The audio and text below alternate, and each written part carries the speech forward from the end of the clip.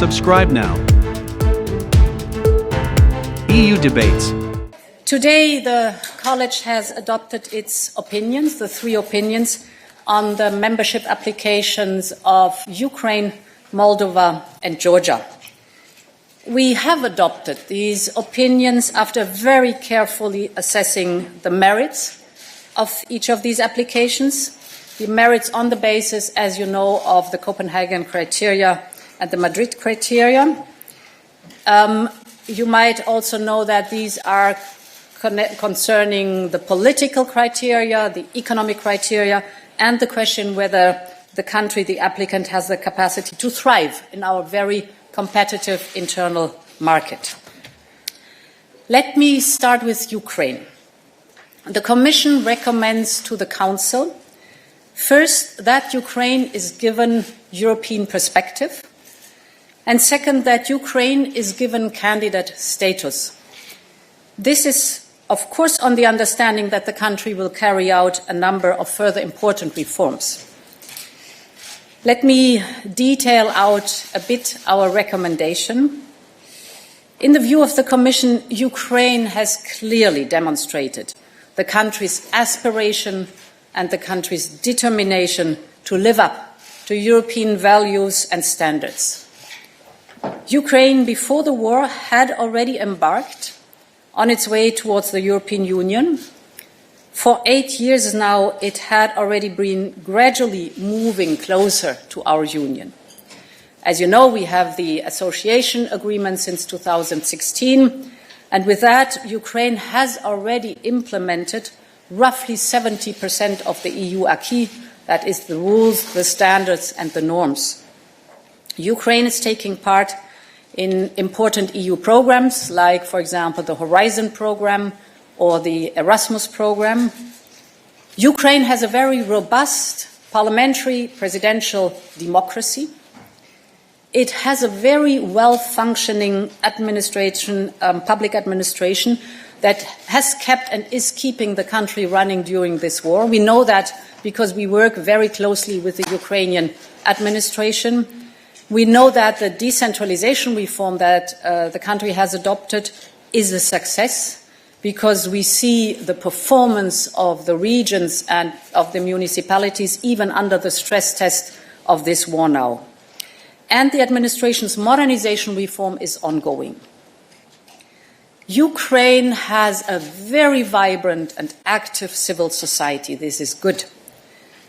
Ukraine has an electoral system that has proven to be fair and free, as considered by ODIHR. Ukraine has an education system that is well developed.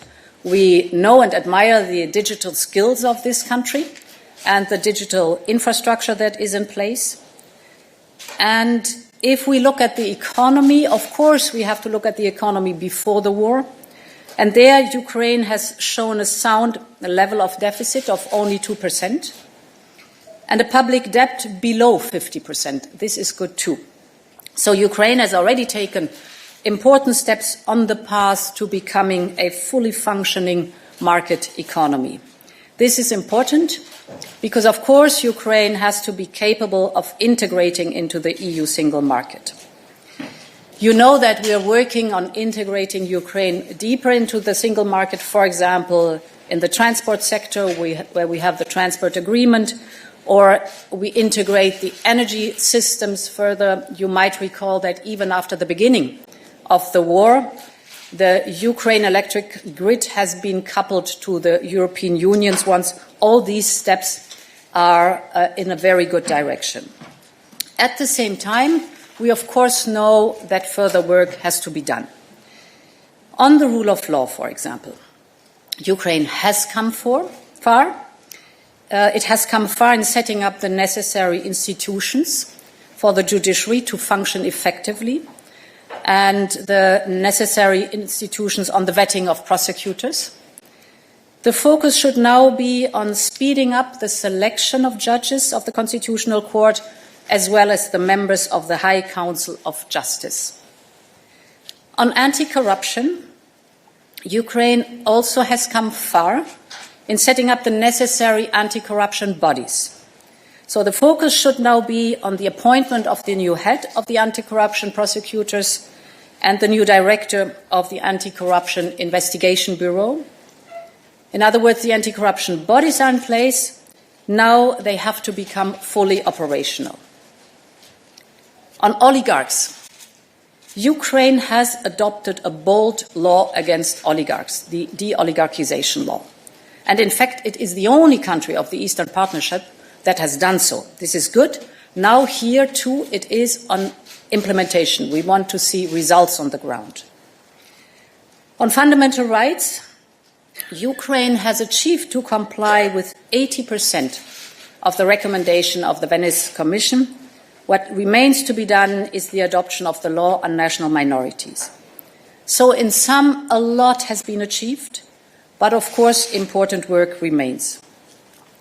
I have discussed all this with President Zelensky and Prime Minister Shmyhal when I was in Kyiv around about 10 days ago, and I got a very telling reply by President Zelensky. He said, even if we would not apply for European membership, these are all reforms that are necessary and that are good for the country, and we would have to do them anyway because it's for Ukrainian democracy.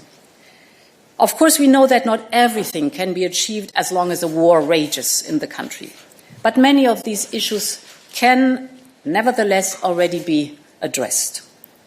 So, to conclude on Ukraine, we have one clear message, and that is, yes, Ukraine deserves European perspective. Yes, Ukraine should be welcomed as a candidate country. This is on the understanding that good work has been done, but important work also remains to be done. The entire process is merits-based. So it goes by the book, and therefore progress depends entirely on Ukraine. It is Ukraine that has it in their hands, and what could be better to shape your own future. Turning to Moldova, our assessment goes broadly into the same direction as for Ukraine. We therefore also recommend that Council grants Moldova the European perspective and candidate status, on the understanding that the country will carry out a number of further important reforms. In the recent past, Moldova has taken a decisive step towards reforms with a clear mandate from its citizens. It is on a real pro-reform, anti-corruption and European path for the first time since independence. Of course, Moldova still has a long way to go. Its economy and public administration in particular require major improvements, but provided that the country's leaders stay on course, we believe that the country has the potential to live up to the requirements.